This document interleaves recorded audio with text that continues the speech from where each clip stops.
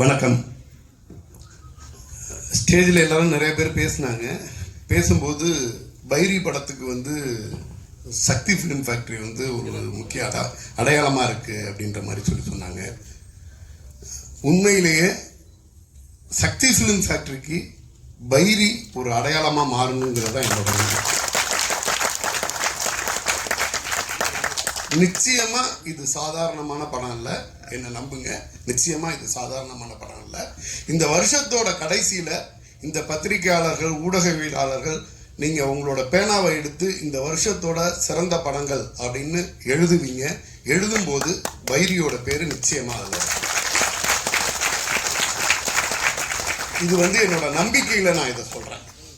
ஏன்னா ஒரு படம், அந்த படத்தை ஆத்மார்த்தமாக எடுத்துட்டு போகக்கூடிய கலைஞர்கள், டெக்னீஷியன், டீமு, கிட்டத்தட்ட இந்த படம் ஒவ்வொரு ஃப்ரேம்லேயும் ஒரு 40லேருந்து 50 பேர் இருப்பாங்க. அந்த 40லேருந்து 50 பேரோட ஒரே ஒரு ரியாக்ஷன் கூட தவறு இருக்காது. இது பெரிய பெரிய படங்களில் பார்த்தா கூட இந்த பக்கம் நரம்பு புடைக்க ஹீரோ கத்திக்கிட்டு இருப்பாரு, பக்கத்தில் ஒரு அம்மா நின்று சிரிச்சுக்கிட்டு இருக்கும்.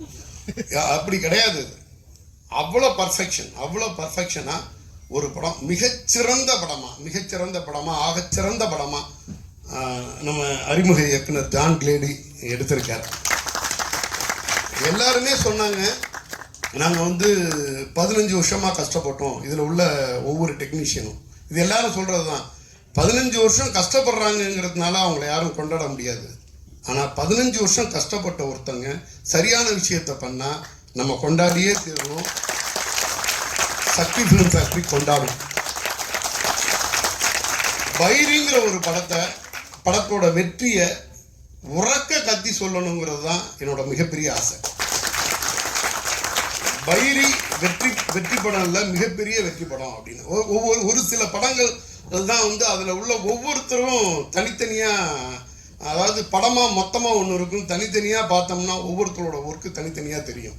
நிறையா டைம் ஆயிடுச்சு, நான் நேரம் கருதி ஒவ்வொருத்தரையும் தனித்தனியாக அவெல்லாம் மென்ஷன் பண்ணலை. ஆனால் ஒரு குழு முயற்சி அப்படின்னா இப்படி இருக்கணும்.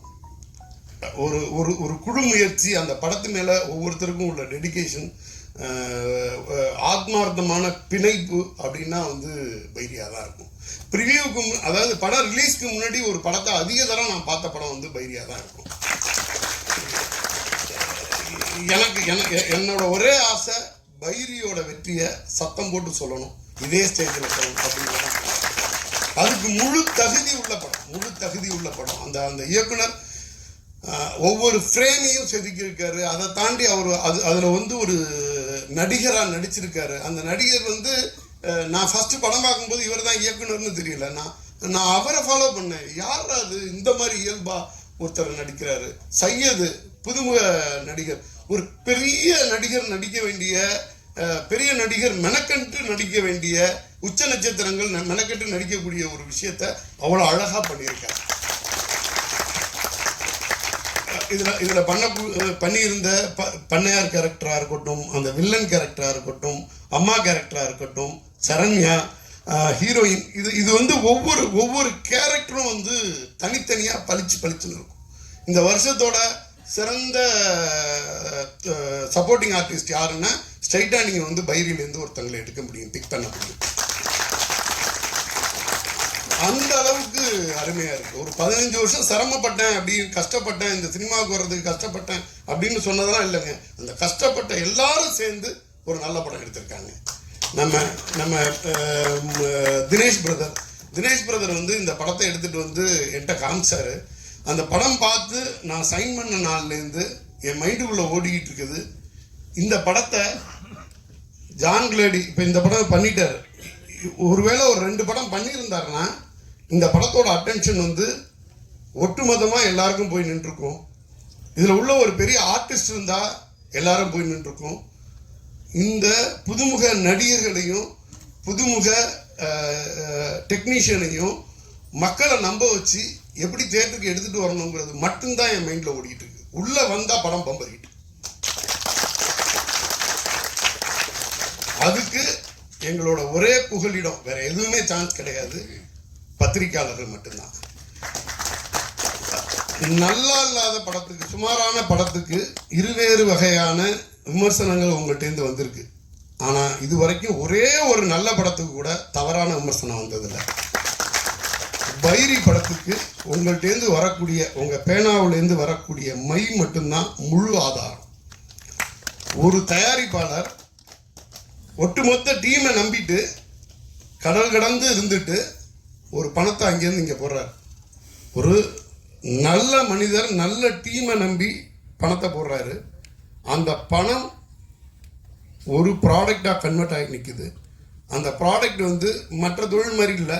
ஏதோ ஒரு அமௌண்ட்டில் நான் அந்த தொழிலில் படம் போட்டேன், இந்த நான் போட்ட பணத்தில் வந்து ஒரு 70% வந்துருச்சு, 80%. இது வந்து ஒரு சிலை மாதிரி தான். அது சிலை வடிவமைக்கும் போது கண்ணு காது மூக்கு எல்லாத்தோட சேர்ந்து வந்துச்சுன்னா தான் அது சிலை, இல்லாட்டா சிலை இல்லை.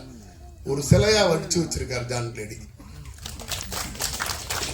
எனக்கு பெருமையான, இப்போ நான் போன வருஷத்தில் வந்து நான் சொல்லும் போதே சொன்னேன், எனக்கு யாத்திசை வந்து எனக்கு பெருமையான படம் அப்படின்னு. பைரி எனக்கு பெருமையான படம், தமிழ் சினிமாவுக்கு பெருமையான படம். எல்லாரும் சப்போர்ட் பண்ணுங்க, மிகப்பெரிய வெற்றி அந்த படத்துக்கு கொடுங்க. அத்தனை பேருக்கும் நன்றி. நான் தனித்தனியாக யாரையும் மென்ஷன் பண்ண முடியல.